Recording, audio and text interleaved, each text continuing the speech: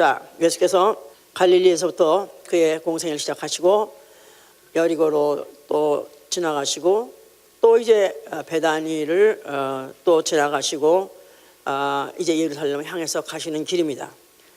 이거는 마치 예수 그리스도의 공생의 사역을 보여준 거나 똑같은 얘기입니다. 다시 말해서 예수 공생의 사역을 유대 땅을 순회하시면서 하셨는데 이건 마치 인간 전체를 순회하는 것 같아. 나아가서는 전 인류의 인격을 순회하는 것 같아. 이렇게 보셔야 이제 우리가 성경을 제대로 보는 것이다. 다시 말해서 그의 공생에 그가 각색 병든 자들 고쳤습니다. 그럴 때 어떤 소경이 그가 길에서 소리쳐서 고쳐줬다. 그래서 어떤 소경을 고칠 때 한 소경이 그래서 소경 하나를 물론 고쳤습니다. 그런데 사실은 이른 아침부터 저녁 때까지 3년 동안 내내 그가 병 고치신 일을 하셨는데 소경 하나만 고쳤겠습니까? 그러나 성경에서 이제 한 소경이 그래서 전체 많은 소경을 고친 중에 한 소경이 하면은 그 전체 소경이 마찬가지죠. 그와 같이 벙어리도 고치기도 하셨고 또한 손 마른 자도 또 그 손을 펴주기도 하셨고 또 허리를 굽혀 전혀 펴지 못하던 곱사등이도 고치셨고 또 혈루증도 고치셨고 문둥병도 고치셨고 그런데 문둥병도 때로는 한 사람도 고치기도 하시고 때로는 몇 명 고치기도 하셨지만은 이렇게 해서 대표적으로 한 사람 고친 거 이루 그 병을 수를 나열하자면 말도 못해 많죠. 침상에 누워있는 자를 또 일어나게 하시기도 하셨는가 하면은 나아가서는 심지어 죽은 자 이미 죽어가지고 썩은 자까지도 그런에 살리셨어요. 그러기도 하고 또 귀신을 쫓으실 때도 어떤 때는 귀신이 아주 이미 폭발을 해서 바깥으로 드러나가지고 귀신이 소리를 질러가면서 또 예수를 앞에 나왔다가 고침받는 자도 있는가 하면은 어떤 때는 또 어떤 회당 같은 데는 있는지도 몰랐는데 그가 들어가시니까 그때 드디어 이제 잠복했던 귀신이 드러나가지고 그래가지고 또 이제 예수에게 그가 소리를 지르고 하는 바람에 결국 이제 내쫓기도 하셨죠. 그래서 병을 고치실 때도 각종 사람들을 고치시되 머리부터 시작해서 눈으로 시작해서 입으로 시작해서 그 다음에 온몸 그래서 무슨 온몸 허리 다리 또 나가선 혈루증 전신이 다 썩은 자까지도 다 살리시는 훑어가시면서 다 살리시는 것 같이 또 가르치신 것까지도 그가 전 인격을 전 인간을 대상으로 해서 그와 같이 하나하나 다 집어가면서 같이 가르치시는 것도 그래서 마치 한 몸에 뼈가 있으면 살을 메고 가는 것 같이 전 부분에 필요한 살들을 다 채워가는 것 같이 그렇게 세심하게 다 가르치셨다. 그런 거 생각하면 성경의 기록이 우연인 것이냐 아니면 그가 그렇게 이미 작정하시고 그렇게 오셔서 그렇게 역사하시고 가르치는 한다면 그럴 리가 없죠. 우연이랑은 있을 수 없죠. 이미 예수께서는 벌써 일 전체를 보고 일을 하셨기 때문에 이제 그러시는 거기 때문에 그의 공생은 다시 말해서 사람을 만들어가는 것 같다. 또 나아가서는 전 인류의 인격을 회복하는 것 같다. 이렇게 이제 보신다면은 성경을 조금 좀 멀리 떼어놓고 우리가 전체를 볼 수 있는 그런 그림을 우리가 상상할 수 있다 그 말이에요. 지금 이 장면에서 예수께서 지금 그 직전에 여리고를 지나가셨습니다. 근데 지금은 이제 베다니라고 하는 감람원이라고 하는 벳바게와 베다니에 가까이 왔을 때 그랬었어요. 그래서 이제 그가 이제 베다니라는 곳에 이제 지나가시게 되는데 베다니라는 것은 괴로운 자의 집이라 그게 바로 그 베다니라는 명칭의 이름이죠. 이제 이것은 왜 괴로운 자냐면 문둥이촌이기 때문에 문둥이촌이라는 것은 그 문둥이 자체가 문둥이라서 괴롭기도 하고 그 바로 가까이 그와 가까이 사는 가족들도 괴로운 자이기 때문에 외부의 출입이 제한되어 있고 접촉이 제한되어 있는 그런 그 문둥이와 또 가족만 사는 그런 곳이기 때문에 그야말로 이제 정말 고립된 곳이요, 외로운 곳이요, 괴로운 그런 동네인 것이죠. 이제 거기를 지나자마자 베다니를 올라가면 이럴 때 가봤어야 되는데 미안해, 나는 한 번도 못 가봐서. 내가 정말 이거를 읽고 설교를 준비하면서 울었어요. 내가 하여튼 사랑합니다 그러지 않았지만은 나 그러고 싶어서 진짜 하여간에 참 주님이 이렇게 가셨구나, 이렇게 역사하셨구나 한 걸 생각하니까 참 하여튼 그 베다니를 지나서 그 인간의 괴로움의 절정을 넘어 바로 그 절정 끝에 바로 이제 산 언덕이 있대요. 그 언덕에 바로 올라가면은 바로 거기서 내려다보면은 예루살렘 시가가 아주 환히 보인답니다. 전 시위도가 다 환히 보인대요. 근데 거기를 예수님은 이제 자주 가신 거예요. 이문둥이 전을 자주 가셨어요. 그런데 바로 그 산에 이제 절정까지는 그 전에는 안 가셨었는데 이번에는 마지막으로 이제 거기 산에 올라가면서 그 예루살렘을 이제 내다보는 바로 그런 곳에 이제 그 가시게 됐다 이 말이에요. 자, 이 말은 이제 드디어 이제 그가 예루살렘 및 환히 내다보는 그 산 등성인데 그 산 등성에 올라섰단 말은 그는 이제 예루살렘을 향해서 갈 뿐 그는 결코 뒤를 돌아가지 않으실 것이라는 거. 결코 이 가시는 길에서 그는 어떤 유혹이든지 어떤 환난이 오더라도 그는 이 여정을 마치기로 작정하시고 그가 정상에 이제 올라가신 것이다 이 말이에요. 그러니까 그 고개를 넘으실 때 그는 이 세상의 고개를 마지막으로 그가 이제 넘으시는 길이다. 자, 그래서 이제 예수께서 28절에 예수께서 이 말씀을 하시고 예루살렘에 향하여 앞서서 가시니라 그랬었어요. 평소에는 보통 때는 예수님이 어딜 가신다 할 때 제자들이 앞에 가가지고 그 앞에서 그 길이 만약에 또 만약 사람들이 또 거기 또 모여 있으면 길을 비키기도 하고 또 나아가서는 또 묵을 곳도 미리 가서 찾아보고 또 그가 잡수실 것이라든가 또 일하실 환경이라든가 이것들을 먼저 제자들이 먼저 앞에 나가서 했었대요.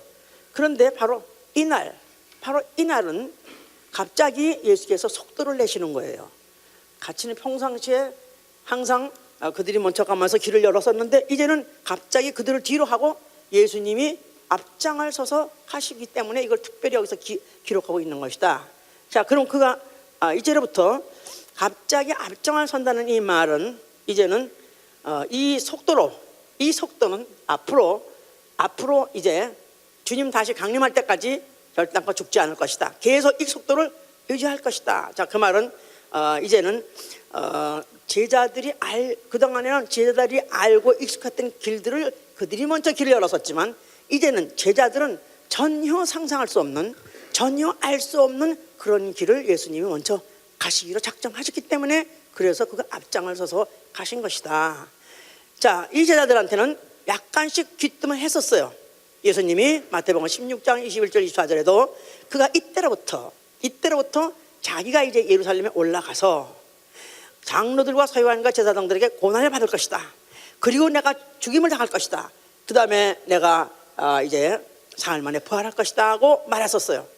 귀뜸을 했었어요. 이미 예루살렘에 올라갈 것에 대해서, 거기서 무슨 일이 일어날 것에 대해서 귀뜸을 했지만 이들은 전혀 예비지식이 없고 또 그에 대해서는 관심도 없고 알고 싶지 않았기 때문에 안 들었어요. 그러면서 이제 대표적으로 베드로는 하는 말이 주여 죽지 마소서 그리만 없어서. 아니 어찌 그런 일이 주님께 생겼습니까?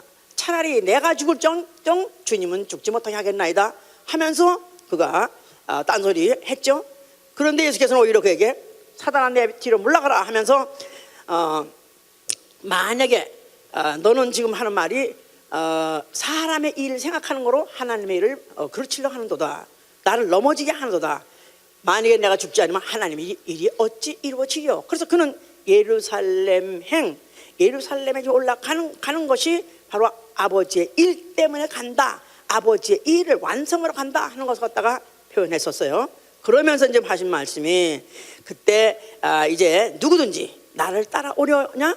나를 따라오려면 자기를 부인하고 자기 십자가를 지고 오라 그랬었어요. 자, 그래서 또 마태복음 1장에 또다시 반복을 합니다. 17절 19절에도 예수께서 자기가 예루살렘에 올라가려 하실 때 인자가 이제 예루살렘에 올라갈 것이다. 인자가 예루살렘에 올라가면은 대제사장과 또 서기관과 또 그들에게 내가 넘겨질 것이고 그들이 죽이기로 결혼해가지고 이방인에 넘겨질 것이다. 그들이 나를 능욕하고 채찍질해서 십자가에 못 박게 할 것이고 나는 제3일 살아나서 예루살렘과 십자가는 일직선상에 있는 사실, 예루살렘에 들어가면 십자가를 친다는 그 사실을 그에 결부시켜서 분명히 얘기를 했는데도 이들은 듣기를 원치 않았었죠. 왜냐하면 십자가 하면 듣고 싶지도 않고 생각하고 싶지 않은, 다시 한번 아주 꿈에도 그런 얘기는 듣고 싶지 않았기 때문에. 왜냐하면 십자가라는 형은 이미 알렉산더 대왕이 그리스가 그 지역을 점령했을 때 생긴 아주 그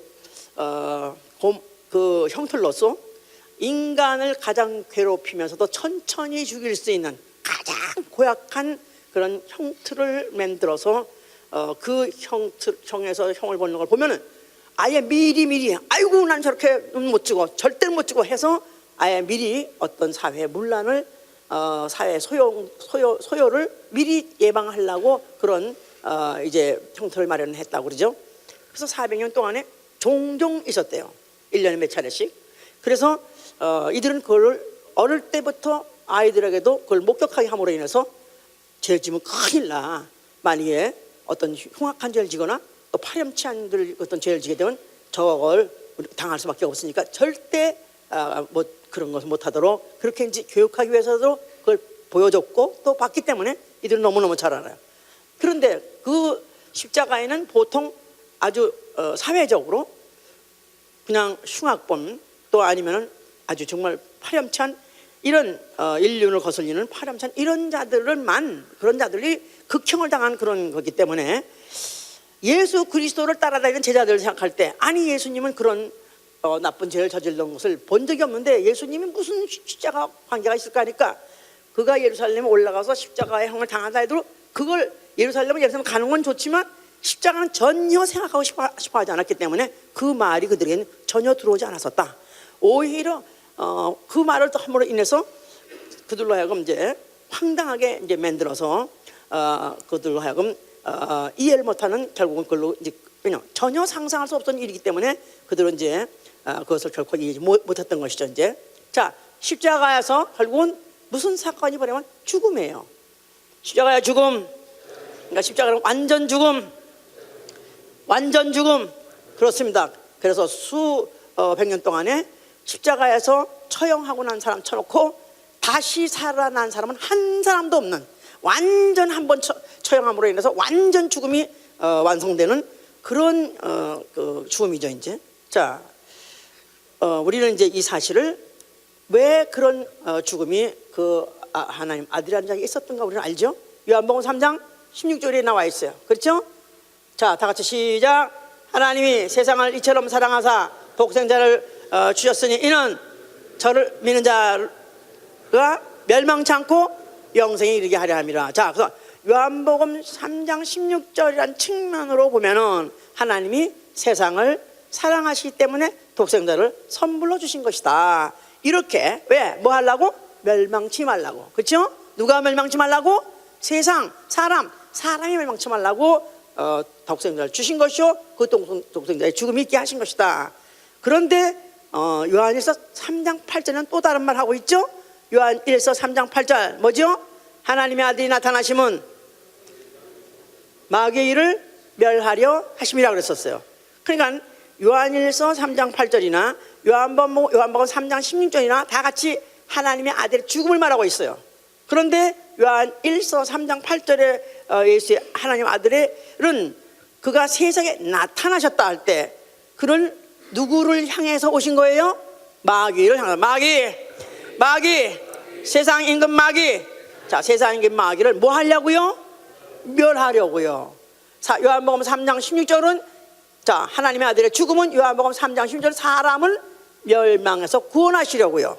또 요한 1서 3장 8절은 하나님 아들의 죽음으로 인해서 누구를 멸하려고? 마귀를 멸하려고. 그러니까 극명하게 극단적인 전혀 다른 양상이 벌어질 것에 대한 이제 그것을 위한 그런 죽음인 것이죠. 이제 자, 그러니까 예수 그리스도는 예루살렘에 굳이 가지 않아도, 나아가서는 십자가에 달리지 아니어도 그는 죽으시러 왔어요. 그는 아예 죽으시러 왔어요. 믿으십니까? 믿으십니까? 굳이 꼭 십자가에 달리지 않아도 그는 또 굳이 예루살렘까지 가서 거기서 고난을 받고 고철받고 십자가 달려 죽지 않은 채도 그는 죽으러 왔어요. 왜? 그 죽음을 통해서 누굴 잡으려고? 마귀를 잡으려고. 아멘. 사망 권세자 그 몸으로 사망하심으로 사망 권세 마귀를 심판하시려고요. 어차피 그는, 그러니까 예수 그리스도는 어차피 죽으려고 오셨던 것이고, 그 죽음으로 마귀를 멸하시기도 하시고, 그런데 그 마귀의 종로로 타고 있는, 나아가서는 하나님의 의도에 쓰임받은 인류를 구원하시려고 예수가 인류의 죄를 가지고 죽으시면서 마귀를 멸하시기도 하시고 인류를 구속도 하신 것이다. 이건 다 아신 얘기죠, 이제. 예? 자, 그러니까 지금 예수 그리스도가 나타나셨을 때 인류는 아무도 몰랐어요. 인간은 아무도 몰랐어. 그런데 누가 제일 먼저 충격 먹었어요? 마귀가 제일 먼저 충격 먹었어요. 자, 예수가 이제 침례를 받았어요. 요단강에서 침례를 받으시고 물에서 올라오실새 하늘이 열며 하늘에서 뭐라고 소리가 들렸어요? 이는 내 사랑하는 아들이요 내 기뻐하는 자라 하면서 예수 그리스도를 세상에 발표했다 이 말이야. 세상에 그의 신분을 발표했어요. 이제까지 침례 받기 전까지는 뭐였었어요? 예수가 다윗의 후손이었었어요. 다윗의 후손 혈육을 따라서 다윗의 후손같이 오셨어요. 그런데 물에다가 그 몸을 담그시고 다시 물에 올라오실 때 전혀 신분이 바뀌었다 이 말이에요. 이제부터는 그는 다윗의 후손이 아니라 누구라고요? 하나님의 아들인 것이다 이 말이에요. 알았어요? 자, 그러니까 이미 그는 침례를 받았어요. 그런데 누가복음 12장 50절에 보면은 예수께서 나의 받을 침례가 있으니 그것이 이룰 때까지 나의 답답함이 얼마나 있겠느냐 하고 아주 한숨을 쉬셨어요. 자, 나는 받을 침례가 있으니 그 이루기까지 답답함이 어떠하리요? 자, 예수께서 그가 공생을 시작할 때 침례를 받으셨어요. 그럴 때 그가 그때로부터 달라진 게 뭐냐면 다윗의 자손으로 오셨던데, 그때부터 신분이 하나님 아들이라고 그 신분이 발표된 것이다. 그러니까 신분이 확실하게 이제 세상에 드러나게 된 것이죠. 자, 그런데 이제 그가 답답하다, 그 이유까지 답답하다 그랬던 말은 이제는 나의 받을 침례가 있기 때문에 또 받을 침례라는 것은 이제 그가 죽어서, 침례는 자체 바프티즘의 말은 물에 장사 지내다, 장사지내다는 뜻이에요. 침례, 장사 지내다, 옛사람을 장사 지내다. 그러니까 예수께서 자기 육체를 장사 지내고 이제는 죽을 그 날이 가까웠기 때문에 그가 답답하다 그랬었어요. 이제 그러니까 예수께서 죽으시는 날이 가까우니까 무지 시험을 받으셨구나. 예수님도 답답해하시고 아주 걱정하시고 더군다나 또 예루살렘에 올라가셔서는 또 내다보시면서 그가 우신이라 그랬기 때문에 예수님이 또 죽는 것도 굉장히 두려워했고 나아가서는 슬퍼하기까지 했는가, 이렇게 우리가 이제 생각할 수 있거든요. 또 나아가서는 예루살렘 성을 내다보면서 그가 웃었다니까, 예루살렘아 내가 너희를 갖다가 암탉이 새끼를 품은 것 같이 내가 품으려 하던가 몇 번이든지 했기 때문에 마치 예루살렘 성전 자체가, 아니면 예루살렘 그 시내 자체가 너무나 아까워서, 멸하기가 너무 아까워서 그래서 울으셨는가.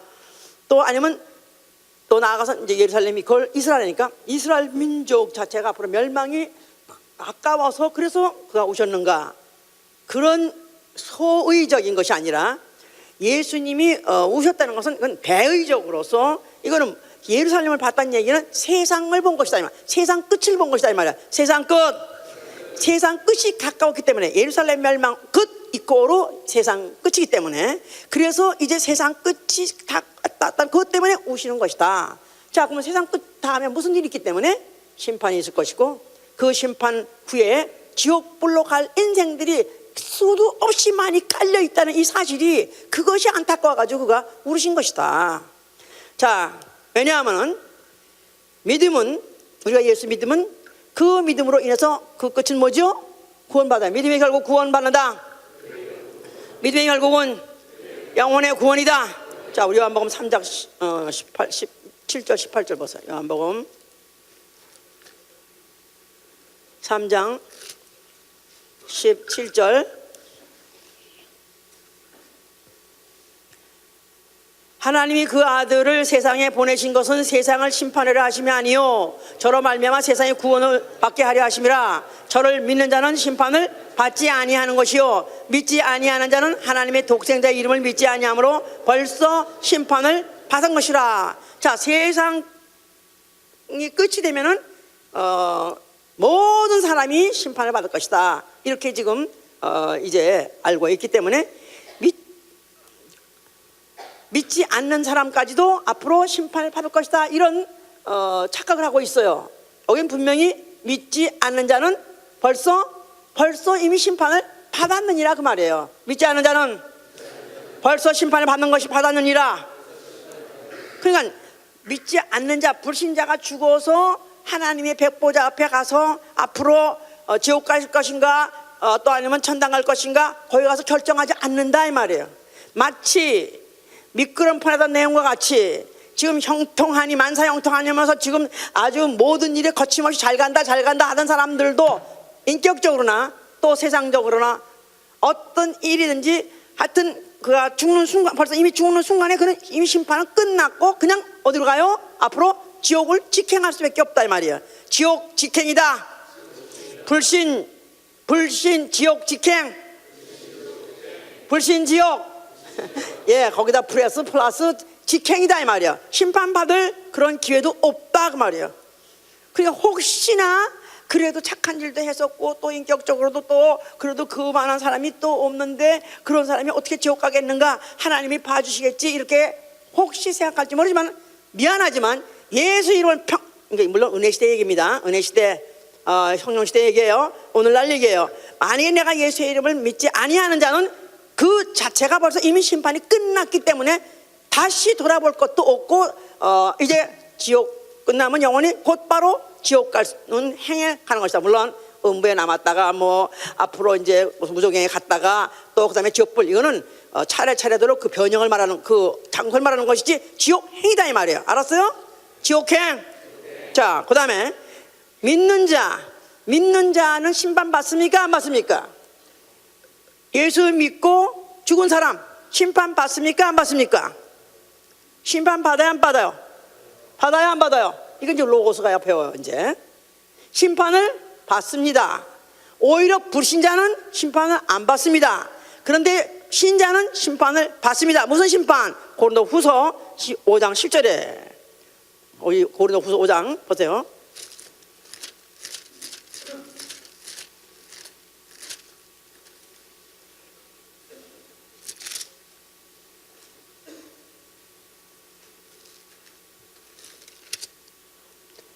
우리가 다 반드시 그리스도의 심판대 앞에 드러나 각각 선악간에 그 몸으로 행한 것을 따라 받으라며. 우리가 믿는 자, 우리가 반드시 그리스도의 심판대 앞에 서리라. 각각 선악간에 그 몸으로 행한 것을 심판받으려 함이라. 그러니까 믿는 자는 그리스도의 심판대 앞에 섭니다. 그리고 선악간에 행한 대로 심판이 있어서 그때 이제 왜 내가 심판대에 서야 하는가 하는 것들을 책이 다 제공해 주는 대로 그 책에 기록한 대로 심판을 받아요. 그래서 물론 성 안에 들어가느냐 또 거기서 상을 받아가지고 보좌에 앉고 그 다음에 왕이 되느냐? 아닙니다. 그런 사람은 심판이 없어요. 계시록 20장 보세요. 계시록 20장 4절 보시면, 계시록 20장 4절 420면, 또 내가 보좌들을 보니 거기 앉은 자들이 있어 심판하는 권세를 받았더라. 예수의 증거와 하나님의 말씀을 인하여 못뱀을 받은 자들의 영혼들과 또 짐승과 그 우상에게 경배하지도 아니하고 이와 이마와 손에 그 표를 받지도 아니한 자들이 살아서 그리스도로 더불어 1000년 동안 왕노로 살이니. 그래놓고 이는 첫째 부활에 왔었어요. 첫째 부활에 들어간 자,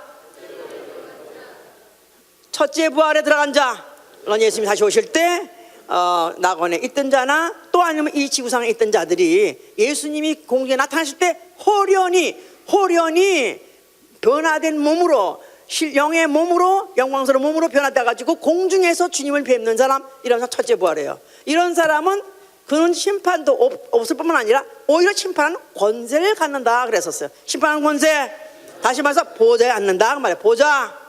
그러니까 보좌에 앉는 자, 또 심판대에 서지 않는 자, 이런 사람은 누구냐 하면 그리스도 예수의 증인, 예수의 증거로 인해서나 아니면 또 그 예수의 말씀을 때문에 목뱀을 받는 정도의 신앙을 갖는 사람은 첫째 부활이고, 그런 사람은 심판대에 서지 않는다는 거예요. 자, 그러니까 세 가지 말했어요. 불신자는 심판 어떤다고?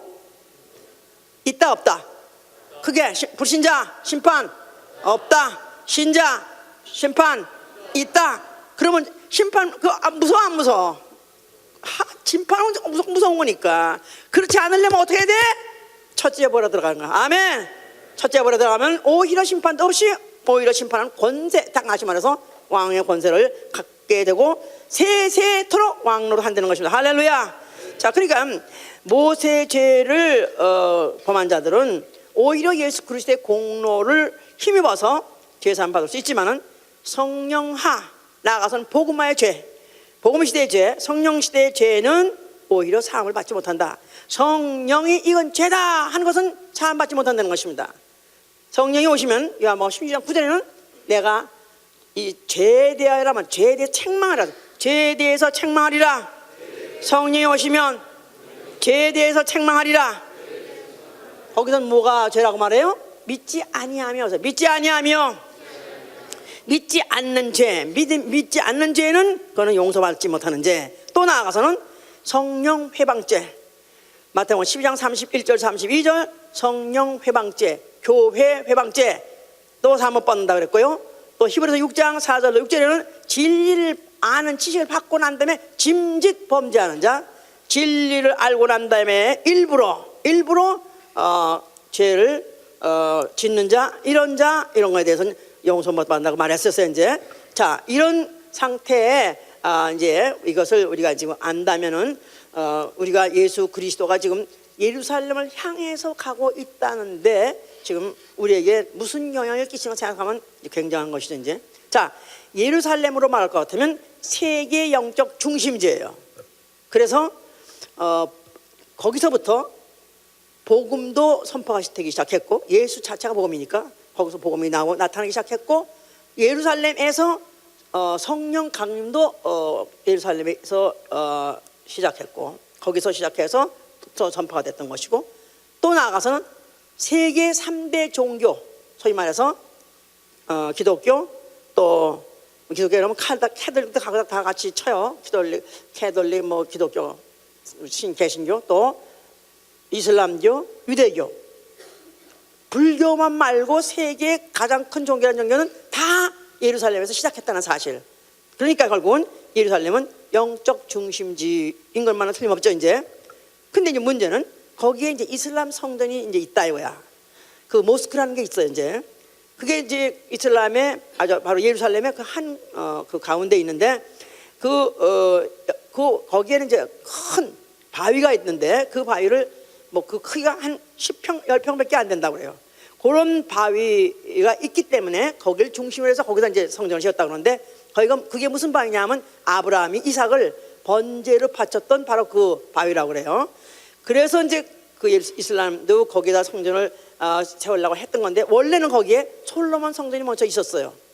이제 솔로몬 성전이 있었는데 거기가 이제 여러 차례 이제 침략을 받고 또 부서지고 회파되고 하는 바람에 이제 거기다 이슬람 성전을 거기다 세웠죠. 이제 근데 지금도 그래서 그 성전이 예루살렘 성전, 솔로몬 성전은 부서져 가지고 외곽에 벽만 남아 있는데 그 바깥에는 이스라엘 군인들이 이스라엘 사람들이 살고 있고 또 그 이슬람 그 성전 안에는 지금 거기만 있어 그 아랍권들이 지금 그 안에를 진치고 있는 것인데, 그러니까 이게 예루살렘 자체가 세계 종교의 아주 가장 근원지라고 할 수 있고 중심지라고 할 수 있는데, 이것이 지금 아주 그 양대 세력이 지금 현재 거기 서로 진을 치고 있다 보니까 이게 지금 전쟁이 언제 일어날지 모르게 일촉즉발의 그 항상 전원이 항상 감돌고 있는 것이죠. 수없는 전쟁이 일어나서 전쟁. 그런데 지금 이스라엘이 과연 만약에 그 이슬람 사원을 그걸 점령하려면 못하냐? 얼마든지 할 수 있죠. 하루 그냥 뭐 6일 전쟁 해가지고 그냥 갑자기 그들이 그 골란 지역을 다 점령할 정도로 그들이 했는데 그걸 못하겠냐고요. 그런데도 만약에 혹시 이스라엘 군들이 이스라엘 나라가 그 이슬람이라는 그 사원을 만약에 점령했다면은 아마 세계 20억 인구나 되는 회교 이 세계 20억 인구나 되는 이 무슬림들이 다 여기다 자폭 폭탄을 가지고 다 와서 자살 테러해서 아마 불바다를 만들 거라고. 그러니까 전 20억의 아랍권을 상대하고 그것과 대체하는 바로 그 장소이기 때문에 이스라엘도 이슬람 비슷하네. 하여튼간에 이스라엘도 이슬람 사원을 어찌하지 못하고 지금 있는데, 그래서 지금도 참 묘한 것은 그 바깥은 그런 상황에 있으면서 이스라엘 사람들은 그래도 지금 이제 바깥에서부터 외곽에 조여가려고 땅을 파고 굴착을 해가지고 그 안에서 야금 굴로 들어가가지고 땅을 해서 어느 날 확 나오면은 그럴 정도로 지금 가까이 가 있다고 그래요. 표면으로는 지금 그렇게 못하고 내면으로 지금 그렇게. 그 예루살렘 책에도 그런 말이 있어요. 근데 아니게 아니라 그래서 거기서 지금도 계속해서 굴을 파고 지금 거기서 뭘 포착해내고 발견한다는 것이 지금도 어떻게 하면 점령할까, 어떻게 하면 그때가 될까? 아니죠. 드디어 이제 메시아가 나타날 때 기다리는 것이죠. 이제 그래서 결국은 예루살렘은 세계 종교 중심지요, 나아가서는 이스라엘 세계 정치의 중심지가 된 거예요. 그래서 결국은 모든 예언이 집중된 곳도 바로 예루살렘이요, 또 모든 메시아가 오시는 걸 기다리는 사람들의 집중 지역도 바로 예루살렘이요, 나아가서는 모든 믿는 사람의 시체가 모이는 곳도 바로 예루살렘이에요. 그러니까 죽은 사람을 유대교 사람들도 어떻게 보면 바로 예루살렘 거기다가 죽으면 자기 시신을 묻으려고, 기독교는 기독교인대로 말할 것 없이 또 거기다가 또 시신을 묻으려는 것은 왜냐하면 심판 때가 되면 거기서 먼저 일어난다 그렇기 때문에 그건 귀찮아 다 믿어서 그걸 기다린다. 그러니까 모든 정치적이든 신앙 무슨 영적이든 하여튼 모든 것들이 다 집결된 곳이 바로 예루살렘인 것이다. 근데 어떤 성서학자는 그렇게 말한대요. 하나님이 세상을 이처럼 사랑하셨다는데 그 세상은 어디냐 도대체? 어느 세상을 하나님이 사랑한 거냐고 물으니까 예수님이 다니시던 곳이지. 이왕이면 이 세계에 이 넓은 땅에 예수님이 다니신 곳은 바로 거기 이스라엘 땅밖에 안 다니셨으니까 거기가 가장 하나님이 사랑하는 곳이다. 나아가서 거기가 바로 하나님이 사랑하는 세상이다. 이렇게 말한다고 그래요. 그래서 이스라엘은 세계의 축소판이다. 이렇게까지 말한다고 그래요. 이스라엘은 세계의 축소판이다. 자, 말하기 싫어해. 근데 이거 다 의미가 있어. 이스라엘은 세계의 축소판이다. 실제로 축소판이래요. 신기한 게 내가 오늘 이걸 책을 보면서 내가 오늘 예루살렘 난 처음으로 가고 싶었었어. 내 평생 내가 더 젊었을 때 왜 예루살렘 안 가봤던가 아주 후회가 돼. 이제는 모시고 가도 내가 가기 힘들어 죽겠지만은 하여튼 왜냐하면 인정 쳐놓고 없는 인정이 없어. 우리가 모든 족속 제사를 잡으라고 그랬는데 거기야말로 유대인인데도 백인도 있고 유대인 흑인도 있고 유대인 황인도 있어요. 아시아인도 있어요. 참 신기하게 이스라엘 사람들이 세계 방방곡곡에서 가면서 거기 가서 통혼인지 해가지고 결국은 깜짝 놀랄 정도로 흑인인데도 주의시가 있고 백인인데도 주의시가 있고 또 동양인에도 주의시가 있다. 자, 인종으로도 세계 중심지 맞습니다. 또 지구상의 모든 새, 동물, 새 하면 거기에 없는 새가 없대요. 다 있대요. 또 지구상에 무슨 꽃 하면 거기에 없는 게 없대요. 다 있대요. 또 기후로 말할 것 같으면 1년 내내 여름 같지만 1년 내내 눈이 있는 헐몬산도 있답니다. 그러니까 1년 내내 모든 기후가 다 있다. 또 지형도 가장 낮은 바다도 거기 있고 가장 짠 바다도 거기 있대. 또 가장 넓은 호수도 거기 있고 가장 험한 그 협곡도 거기 있다고 그래. 그랜드 캐년이라는 데가 뭐 그게 2km 정도의 협곡이라고 하는데 거기도 그게 있대요. 자, 그래서 뭐가 세계에 어디 있다 그러면 그게 바로 이스라엘에 있대요. 어디 가니까 시기하는 게 있대. 그게 바로 이스라엘에 있대. 그게 신기하죠, 진짜? 다 있대. 자, 그러니까 결국은 이스라엘은 다시 말해서 세계의 축소판이다. 뭐 뉴욕이 세계의 축소판이다? 아니죠. 모든 것이 기후든지 무슨 뭐 지형이든지 인종이든지 무슨 형태든 모든 것이 다 축소판으로 거기 있다는 것입니다. 그러니까 너무너무 세상이 하나님이 어쩌면 그 땅에 예수님이 오시고 또 그 땅이 예루살렘에 있게 하시고 거기에 세계를 모든 것이 다 거기 있다 했다는 이 자체가 하나님 아들이 세상을 상대로 온 것이다 이 말이에요. 하나님 아들은 세상을 상대하러 오신 것이다. 그러니까 예루살렘은 다시 말해서 예루살렘은 세상의 얼굴이다. 자, 예수께서 이스라엘 전역을 다니셨다고 그랬었어요. 이스라엘 전역을 뭐 그가 갈릴리부터 시작해가지고 여리고로 무슨 뭐 베다니로 그래가지고 결국 예루살렘으로 해가지고 그는 세상을 마치 손바닥 보듯이 보고 있는데 예루살렘 바로 하나님이 손바닥 들여다보듯이 세상을 본다. 어디를 보느냐 하면 예루살렘을 보는 것이 세상을 보는 것이다. 바로 예루살렘을 볼 때 하나님은 세상을 손바닥 들여보는 것 같이 보는 거죠. 왜? 세계의 축소판이기 때문에 그런 것이다. 이해가 가십니까? 그렇다는 거예요. 자, 그러니까 예루살렘의 운명은 세계의 운명이에요. 예루살렘 운명은 전 세계의 운명이다. 예루살렘의 변동은 전 세계의 변동이다. 예루살렘에 그러니까 항상 모든 예언자들도 예루살렘에 무슨 일이 일어나는가 여기에 초미의 관심이 사가 있는 거예요. 왜냐하면 그 자체가 전 세계의 운명과 직결되기 때문에 그런 것이다. 그러니까 요새 무슨 어디에요? 크리미아인지 무슨 또 그 우크라이나인지 이렇게 해가지고 지금 거기 전쟁이 나고 그 옆에 또 무슨 그 러시아가 또 그걸 먹어가고 그런데 그게 고기고 마고이고 그래가지고 세계 종말은 바로 거기서 대전이 날 것이다 하고 그런 말이 있긴 있잖아요. 근데 어찌하든 간에 하여튼 예루살렘은 바로 전 세계의 축소판으로서 전 세계의 운명이 바로 거기 걸려 있다. 예루살렘에서 무슨 일이 벌어지는가 보면은 바로 전 세계의 운명도 보는 것이고 앞으로 전 세계 전개될 것들을 볼 수 있는 것이다. 이렇게 봐야 우리가 예루살렘을 제대로 보는 것이다. 알았습니까?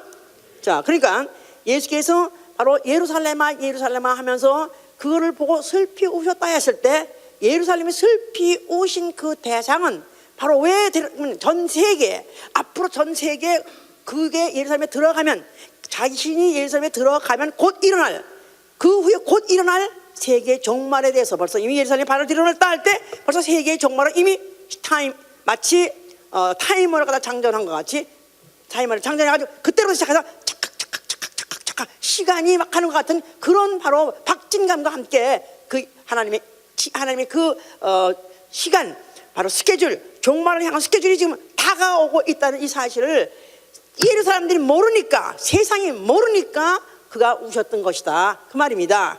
자, 그런데 그때 37절에 보면 말이야 이제 37절에 보면 누가 보면 12장 37절에 이미 감람산에서 내려가는 편까지 가까이 오심에 제자의 온 무리가 자기의 본바 모든 능하를 위하여 기뻐하며 큰 소리로 하나님을 찬양하며 그랬었어요. 감람산이란 이제 감람원이라는 건 베다니 뭐 벳박에 그 산등성 거기를 이제 감람원이라 한다는데, 거기가 바로 아까 그 산등 올라가면 예루살렘 혼이 내다보는 곳이라고 그랬죠. 자, 그런데 바로 아니라 그 감람원에 가면은 지금도 3,000년이나 된다는 그런 과목 감람 뭐 나무가 지금도 있다고 그래요. 3,000년이나 되는 과목이 지금도 있대요. 그러니까 그 과목은 예수님 봤을까 안 봤을까? 예? 감람산에 있는 과목, 감람나무 예수 봤을까 안 봤을까? 3,000년이 되는 나무가 거기 그대로 있다는데 예수님 거길 자주 갔었잖아요. 가서 울기도 하고, 예? 기도도 하고 하잖았어요. 그리고 봤겠죠? 내가 거길 올라가 봤었으면 가서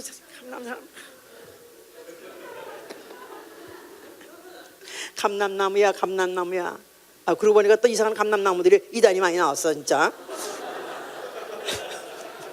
나는 감람나무다 그래서 박태선 장로의 나타나는데, 자, 하여튼 그런 게 있다는 거야 지금. 근데 바로 그들이 제자들이요 거기까지 왔는데 이 제자 온 무리들이 자기의 본바 모든 능한 일을 인하여서 기뻐하고 큰 소리로 찬양하기 시작했다 그랬었어요. 자기의 본바 모든 능한 일 그랬거든요. 자, 그러면 이들이 이때까지 본 일 하고 똑같은 일이 아니라 전혀 다른 걸 봤기 때문에 그때부터 더욱더 큰 소리로 찬양하기 시작했다 그랬었어요. 자, 그러면 거기 지금 바로 감람원의 맞은편에 골든 게이트라는 황금 문이라는 게 있대요. 근데 그 문에는 벽돌로 문을 막았대. 그러니까 예루살렘 들어가는 문이죠. 그 문 중에 하나인데 골든 게이트라는 데는 벽돌로 문을 막았대요. 자, 그래서 그 벽돌로 문을 하는데 그게 벽돌로 왜 문이 누가 언제 닫아라 해서 닫았는지는 아무도 모르는데 닫혀 있답니다. 아무도 모르고 내용도 모르고 왜 닫혔는지 모르는데 그 문 하나만큼은, 예루살렘 들어가는 문이 6개나 있다는데 그 문 하나만큼은 지금 벽돌로 다 막아놨대. 폐쇄가 돼 있대요. 아무도 들어가지 못한답니다. 자, 우리 에스겔 44장 보세요.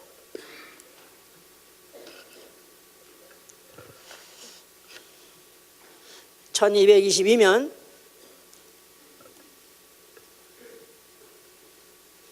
1절, 그가 나를 데리고 성소 동양한 바깥문에 돌아오시니 그 문이 닫혔더라. 여호와께서 내게 이르시되 이 문은 닫고 다시 열리지 못할지니 아무 사람도 그리로 들어오지 못할 것은 이스라엘 하나님 나 여호와가 그리로 들어왔습니다. 그러므로 닫아둘지니라. 왕은 왕인 까닭에 안길로 이 문 현관으로 들어와서 거기 앉아서 나 여호와 앞에서 음식을 먹고 그 길로 나아갈 것이라. 다시 읽으세요. 그가 날 데리고 성소 동양한 바깥문에 돌아오시니 그 문이 닫혔더라. 여호와께서 내게 이르시되 이 문은 닫고 다시 열지 못할지니 아무 사람도 그리로 들어오지 못할 것이는 이스라엘 하나님 나 여호와가 그리로 돌아왔습니다. 그러므로 닫아둘지니라. 왕은 왕인 까닭에 안길로 이 문 현관으로 들어와서 거기에 앉아서 나 여호와 앞에서 음식을 먹고 그 길로 나갈 것이다. 자, 그 문이 바로 성소에 있는 성소 동향 쪽에 있는 그 바깥문인데 그 문이 지금 아까 말한 듯이 벽돌로 닫혀 막아 있더라 그랬는데 그 문이 왜 닫혔는지, 언제부터 닫혔는지, 누가 명령에 닫혔는지 그건 아무 지금도 역사의 책이 없대요. 그런데 닫혀 있대요. 그런데 성경에 보니까 그 문을 닫아줄지나 하고 누가 말했냐면 에스겔이라는 선지자가 이 주전 700년 전에 바로 예언했다는 것입니다. 이 글은 주전 예수님 전 700년 전에 바로 예언을 해놓은 거예요. 그런데 바로 예루살렘 성전의 중에서 바깥문 하나 동양문을 바로 닫아라, 다시는 열지 마라. 그런데 예외가 뭐냐 하면 왕은 왕인 까닭에, 왕은 왕인 까닭에, 이게 메시아죠. 왕은 메시아요. 왕은 왕이기 때문에 그 문으로 현관으로 돌아가지고 거기 앉아서 여호와 앞에서 음식을 먹고 그 길로 나갈 것이라. 그래서 현관으로 들어와 가지고 음식을 먹고는 또 그 문으로 나간다 그랬었어요. 자, 그러니까 지금 음식을 먹는다는 거야. 문 해보자. 문. 그 문을 들어갔는데 그 문이 닫혀 있는데 그 문이 열어지는 케이스가 있는데 열어지는 경우에는 왕이 음식을 먹고 나가는 경우다 이 말이에요. 왕 음식을 먹고 나가다. 자, 그럼 무슨 음식? 누가 무슨 음식을 먹을까? 왕은 누구예요? 예수가 그리스도가 왕이죠. 그런데 음식을 먹는다 그랬었어요. 무슨 음식? 요한복음 4장 보세요. 요한복음 4장 34, 요한복음 3절 3절 4절 요한복음 4장.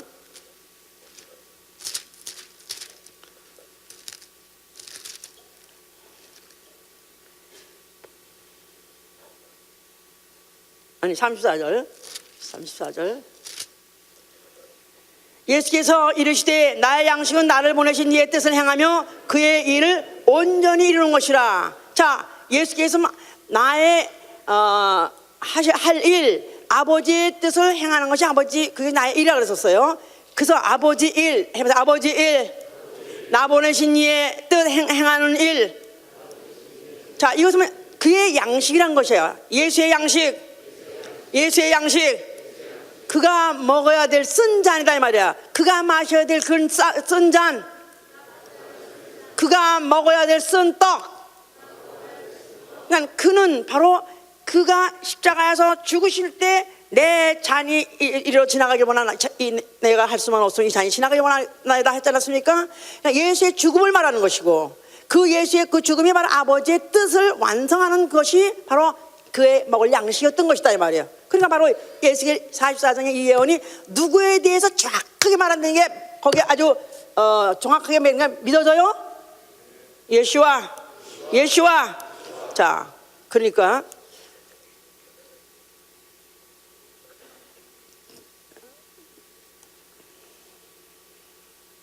너무나 충격적인 장면이 아닙니까? 어쩌면 예수 그리스도는 어쩌면 그 성경에 있는 말씀을 하나도 무시하거나 하나도 건넘는 것이 없이 어쩌면 그렇게 정확하게, 어쩌면 그렇게 분명하게 확실하게 하나하나 그가 그렇게 차곡차곡 이루어가시는가. 다시 말해서 그의 죽음을 향해서 어쩌면 그렇게 정확하게 이렇게 그가 그렇게 진행하고 그렇게 그가 그 일을 완수해 가고 있다는 걸 사실 생각할 때 너무나도 참 기가 막힌 장면이죠. 기가 막힌 말씀이죠. 자, 이래서 이렇게 해서 그가 지금 이제 감람원에 이제 그걸 가니까 그때 이 제자들이 자기들의 본바에 능한 일을 인해서 기뻐하고 막 큰소리 찬양했다 그랬었어요. 자, 그러면 자기가 제자들이 본바 능한 일이라는 말은 과거에는 수많은 이적을 봤어요. 너무나 많은 이적을 봤어요. 그런데 그것 가지고 기뻐한 것이 아니고 이번엔 새로운 국면에 전혀 다른 차원의 일을 보고 그들이 기뻐한 것이다.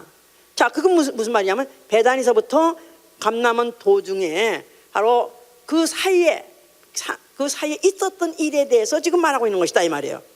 베다니와 감람원 그 사이에 도중에 있던 일에 대해서 그들이 놀래서 그것 때문에 찬양하더라. 자, 그러면 요걸 이제 설명을 보자니까 예수께서 제자들을 갖다 보내가지고 동네들 보내가지고 가서 나귀 새끼를 끌어오너라 이렇게 말한 그 내용을 아셔야 되는 거예요. 이제 그게 바로 그걸 설명하는 구절이다 이 말이에요. 이제 나귀를 예수께서 그랬어요. 이제 다 네가 동네 나가서 나귀를 새끼를 끌고 오나. 근데 그 나귀는 한 번도 사람을 태워보지 않은 그런 나귀를 있으면 끌어오라 그랬었어요.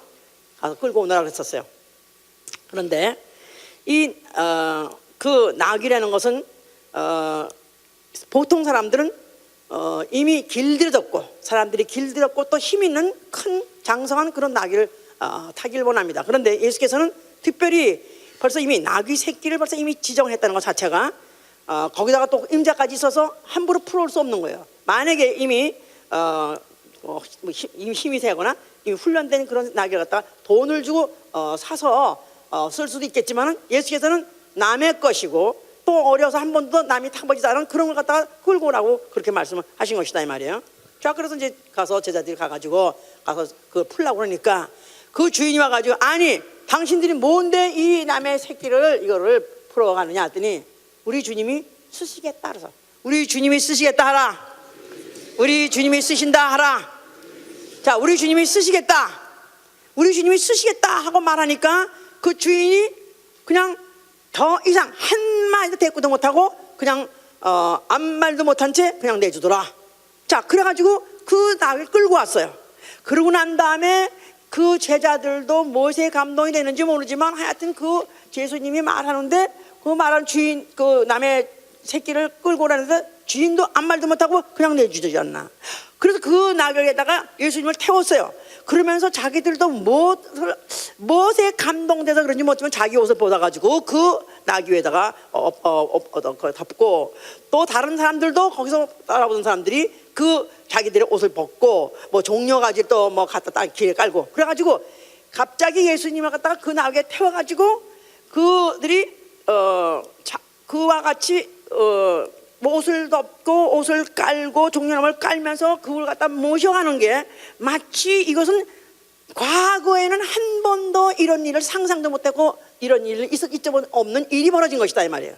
자, 그러면서 갑자기 입에서 찬송이 막 터져 나왔었어요. 찬송하려다 하면서 찬송을 하는 것은, 이건 왜 이 일이 이들에게 기쁨이 됐고 이것 때문에 찬송이 나왔냐면 왕의 하고자 하는 이 일을 거절할 자가 없다 이 말이야. 왕을 거절할 자는 아무도 없다. 내가 쓰겠다. 그러면 거절할 자가 없기 때문에 시험소송을 내놓는 것이다 이 말이야. 또 왕이 출두, 왕이 행차하면은 거기다 쫙 까는 것이다 이 말이야. 그러니까 사람들이 옷을 벗고 종려나무를 까서 그렇게 깔아버렸다 이 말이야. 그러니까 제자들도 자기들도 얼떨결에하고 또 남들도 하는 거 보니까 이거는 왕이 아니면 도저히 이렇게 이런 일을 할 수가 없는 거지. 보니까 와, 우리 주님이 왕으로 드디어 왕이 되셨구나. 아, 드디어 왕으로서 이젠 그가 입성하시는구나. 그래서 그들이 막 기뻐하고서 이제 한 것이다 이 말이에요. 자, 그러니까 그들이 뭘 봤냐면 왕의 행차의 그 권위, 왕의 권위에 대해서 본 것이다 이 말이야. 왕의 영광에 대해서 본 것이다 이 말이야. 이게 어떻게 하다 보니까 자연스럽게 일어난 거예요. 자연스럽게 일어났는데 보니까 이걸 보니까 이제 제자들이 이제 놀랬더라 그랬었어요. 이제 자, 그때부터 시작해서 이제 그들이 예루살렘을 이제 들어가는 것이죠. 자, 여기에서 이제 우리가 받을 교훈 메시지는 뭐냐? 주님이 이제 그 나귀를 새끼 나귀 중에서 새끼 나귀를 쓰셨더라 그랬었어요. 이제 자, 그 나귀는 사람이 길들이거나 또 사람이 시컨 쓰던 그런 나귀가 아니고 한 번도 사람을 태워본 적이 없는 그런 나귀를 주님은 타셨어요. 자, 그러니까 그 나귀로 말 것 같으면 만약에 보통 나귀는 큰 장성한 나귀는 사람을 2명 내지 3명을 태울 수 있대요. 그럴 만큼 힘이 있대요. 근데 이 어린 나귀는 하나만 태워도 허리가 휘청, 눈이 쑥 빠질 정도, 방구역만 나올 정도로 그렇게 힘이 들기 때문에 오로지 한 사람만 태우면 겨우 비틀비틀하면서 갈 수밖에 없는 그런 나귀다 이 말이야. 자, 그러니까 예수님이 타신 그 나귀는 그 나귀로서는 처음이요. 그러니까 두렵고 떨림으로써 온 힘을 다, 죽을 힘을 다해서 이제 그 주님을 모시고 하는 것이죠. 이제 그러니까 만약에 아주 길들여졌거나 훈련되어 있거나 장성한 그런 나이 같았으면은 아주 예수님을 태웠는데 사람들이 호산나 찬송하려다 막 그러니까 얘들이 나한테 그런 거 아니야 그래가지고 지가 신나가지고 많이 아빠를 들어버리면 예수님을 쏟아 버릴 것이고, 그런데 또 무슨 이단 괴수가 간다 하고 막 그러면 또 성질 나가지고 뭐야 하고 탁 받치면 예수님 또 쏟아버리고. 그러니까 그런 사람 소리 들을 시간이 없어. 누가 칭찬하던 누가 시험을 하던 관심이 없어. 오로지 이 모처럼 주님, 아니 모처럼 처음 태우신 그분이 또 마치면 또 찬송을 받으시는 분이 합당하신 분이라니까. 그래서 그 모시고 가는데 진땀을 흘려가면서 그런 미숙한 그자들을 그걸 사용하셨다. 자, 두 번째, 주님은 미숙하더라도 주님에 의해서 길들여지길 바라는 거예요. 사람에 의해서 길들여지는 게 아니라 세상의 무슨 사상이든지 교훈이든지 또 세상의 무슨 논리에 훈련받길 원하지 않고 거기에 받길 원하지 않으시고 주님에 의해서 길들여지길 원하시는 거예요. 주님이 길들이신다. 뭘로? 주의 성령과 말씀으로 길들이시기 원하신 거예요. 아멘? 주의 성령으로, 주의 말씀으로. 그렇죠. 그래서 이제 성령이 받자마자 성령은 하나님의 인격이야. 하나님의 인격, 지성과 감성과 의지. 그래서 주님의 인격이 나를 갖다 압도해야 되는 것이다 이 말이에요. 마치 그 어린 나귀를 타서 그냥 어린 나귀라 하면 꼼짝 못하게 거기에 압도당할 수밖에 없도록 성령 충만이라는 건 바로 그건 것이다 이 말이야. 성령 충만, 성령 충만.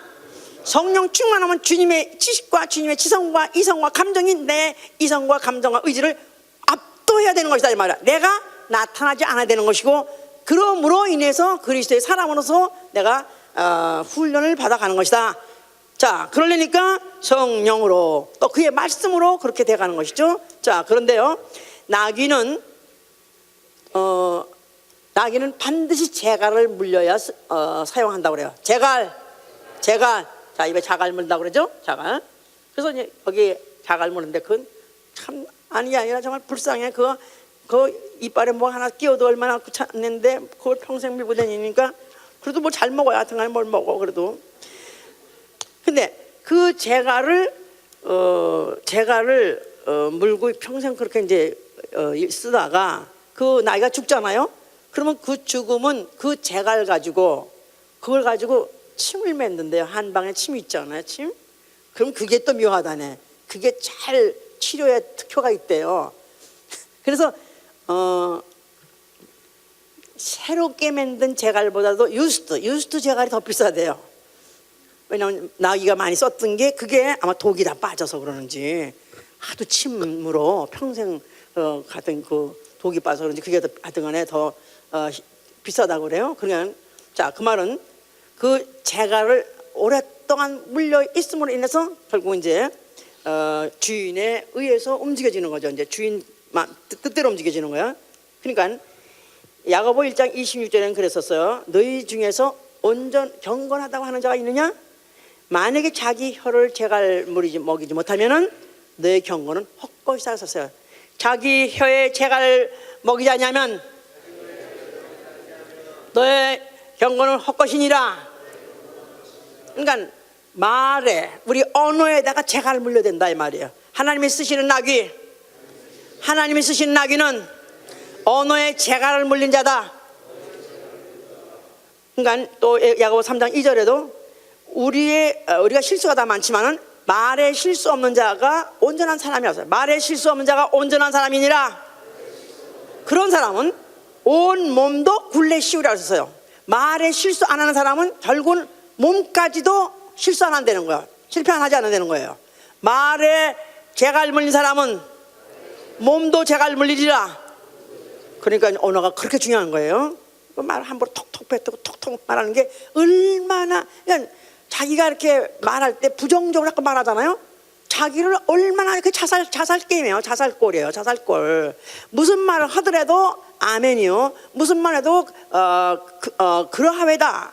그러한가 하여. 그러하외다 하고 긍정적으로 받아서 말하는 사람한테는 점점 믿음이 발전하지만, 무슨 말을 하더라도 반납 부정적인 말을 하는 사람은 자기 스스로를 결국은 재갈 물리지 못해서 결국은 그 자기한테 얼마나 해가 되는지 이제 말할 수 없는 것이죠. 이제 그래서 베드로전서 3장 10절에도 혀를 금하여 악한 말을 하지 말며 그 입술의 괴를 말하지 말라고 했어요. 혀를 금하여 악한 말을 하지 말며.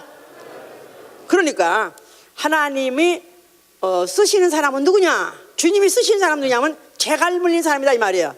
주님이 쓰시는 인물은 누구냐 하면 언어에 재갈을 물릴 줄 아는 사람이다 이 말이에요.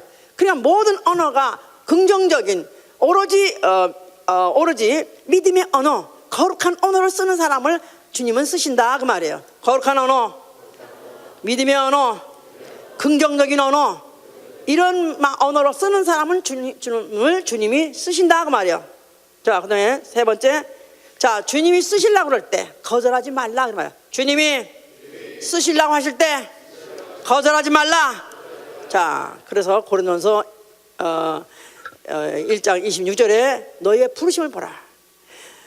너희의 부르심을 볼 때 육체를 따라서 지혜 있는 자도 많지 않고 능한 자도 많지 않고 문벌 인내도 많지 않도다. 왜냐하면 아무 육체도 하나님 앞에서는 자랑치 못하게 함이라. 아무 육체도 하나님 앞에 자랑치 못하게 함이라. 일부러 부르실 때 일부러 지혜 있는 자, 일부러 능한 자, 일부러 문벌인 자는 될 수 있으면 안 부르신다는 거예요. 물론 바울같이 특별한 사람은 예외하고, 그런 사람은 모든 복음과 율법을 다 조화시켜야 되고 그걸 조율시켜야 되고 해석을 해야 되고, 그래서 특별한 사람 이외에는 모두 보통 평범하게 보통 보편적으로 본다면은 보편 수준 이하, 보통 수준과 그 이하를 부르신다는 거예요. 그러고 보니까 보통 수준 된 걸 감사해요. 아멘, 아멘, 아멘. 나는 보통 수준 이하다. 그러니까 세상에서는 쓸 데가 없는, 아무 쓸 것 없는데 주님은 쓰신다는 거예요. 아멘, 아멘. 찬양팀도 그렇습니다. 정말 세상에 노래 잘하는 사람이 얼마나 많으며 음정이 정확한 사람 얼마나 많습니까? 내가 우리 교회에 CD를 안 내는 이유가 있어요. 우리 교회 조회만 끝나면 목사님들이 벌떼같이 몰려와가지고 왜 CD를 안 만드시냐, 우리 교회에서 하게 좀 만들어 달라고 그래요. 그래서 그 권에 해서 나도 또 그거 들어보고 만들어 볼까 했는데 들으면 짜증나고 화가 나는 게, 거기다 이제 또 한 사람 또 한 사람을 또 어떤 것도 녹음해서 갖다가 또 내가 들어본 적도 있어요. 그랬더니 음정 정확한 사람조차도 없고 박자 정확한 사람도 없어요. 그냥 몰아들여서 그냥 합해서 하니까 그럴듯해 보이는 거지. 성령 충만이 거기 들어가서 성령 충만으로 래핑해서 하니까 들만하지, 한 사람 한 사람 오디션이든지 뭐 한 사람 한 사람 때면 야 정말 짜증나서 신경나서 못 들 정도로. 자, 그러나 주님이 나를 부르실 때 그렇기 때문에 부르셨다며. 김성태 아멘? 아멘. 김성태 목소리는 이뻐. 한국 사람 흔하지 않은 목소리야. 근데 음정이 막 그냥 막 올라갔다 내가 지 맘대로야, 지 맘대로. 아멘. 아멘이야? 아멘. 괜히 교만한 척고 잘난 척하지 마니까. 부르실 때 나는 아예 표준 내짐이다. 이게 표준 내짐이다. 아멘? 아멘. 그렇기 때문에 난 정말로 두렵고 떨림으로 이 부족한 부분을 기도함으로 채워서 주님께 쓰임 받아야 되는 것이다 이 말이야. 아멘. 그러니까 이 신앙이 뭐냐면 거절하지 않는 것이다 이 말이야. 신앙 거절하지 않는 것이다. 주의 섭리를 거절하지 않는 것이다.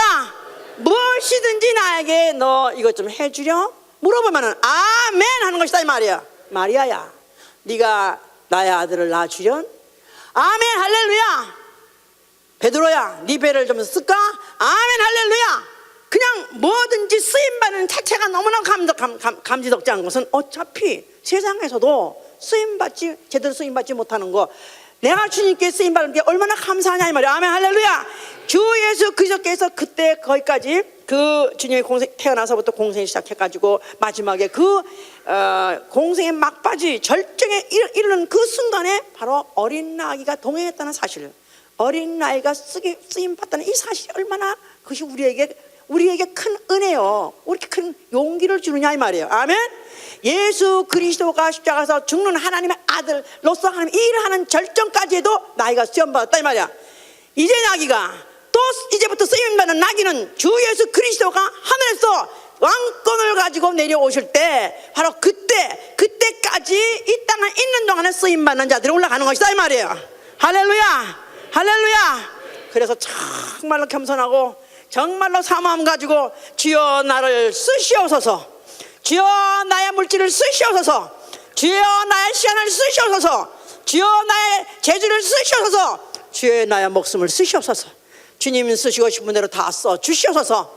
내가 정말로 감사하고 두렵고 떨린 가운데 주님께 쓰임하는 이때를 위해서, 나는 바로 이때를 위해서 태어났고 나는 바로 이때를 위해서 준비했나이다, 이렇게 마음을 먹고 환영해야 되는 것이다 이 말이야. 주여 나는 바로 이때를 위해서 태어났고, 그렇죠? 어린 나귀 바로 그때를 위해서 태어났어요. 바로 그 일을 위해서 태어났어요. 아멘. 주여 나는 바로 이때를 위해서 태어났고 나는 이 일을 위해서 태어났나이다. 주여 나는 거절하지 않겠사오니 나를 사용하여 주시옵소서. 주여 나를 사용하여 주시옵소서. 내려앉으세요. 자, 누가 쓰시는 거예요? 만왕의 왕이, 왕은 왕이시니, 왕은 왕이시니 그 문으로 들어갈지어다. 왕은 왕이시니 바로 나를 사용하시는 것입니다.